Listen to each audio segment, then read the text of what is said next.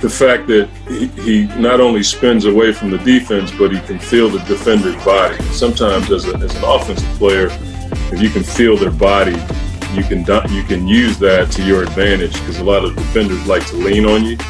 But he also can see the double team coming, and that's something that a lot of players don't have, is the awareness of the primary defender, but also the awareness of the secondary defender to get away from that aggression and get to an open spot. And then that flip shot is not the kind of shot that you see from a lot of bigger players. So the touch that it takes to make that kind of shot is something that you can't teach.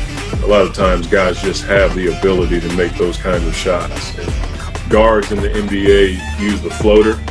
I would liken that to somewhat of a floater, just in a different execution.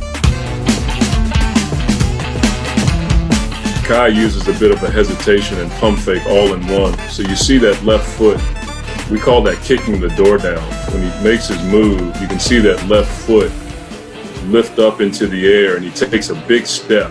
And then with that big step, there's a bit of a pump fake, and that freezes the defense. And a lot of times when you can freeze the defense, they either foul you or they go by you. And so he uses the hesitation and the pump fake to step through and create more space so he can get to the basket. And again, Kai does a really good job of feeling where the defense is. If you watch the initial move, his left arm goes up, but his left hip is making contact with the defender.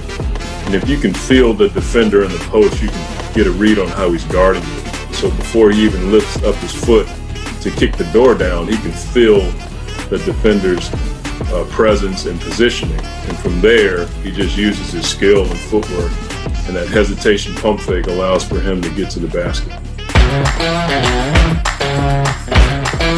That particular crossover is a bit different. More guys like Kevin Durant, Kawhi Leonard, Paul George, these bigger forwards are using that crossover. Back in the day, you had the crossover under your knee. But if you watch Kai, he crosses over his hip. And a lot of the bigger guys tend to do that so they can get by the defense faster.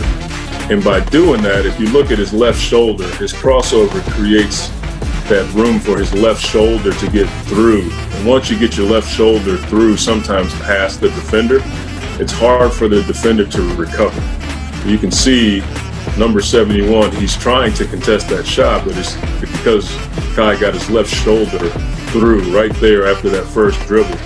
It allows for him to get to the basket and get to that floater. And again, it just seems like, especially from these clips, Kai has that ability to make these kinds of shots, whether it be a floater off the post or a floater off of a crossover.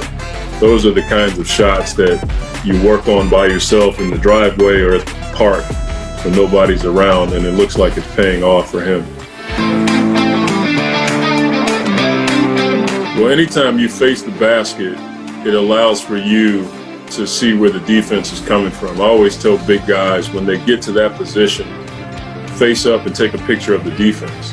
Well, not only does Kai take a picture of the defense, he uses the ball fake, and that ball fake allows for makes the defender look for a quick second to his left, and Kai shoots the ball over top.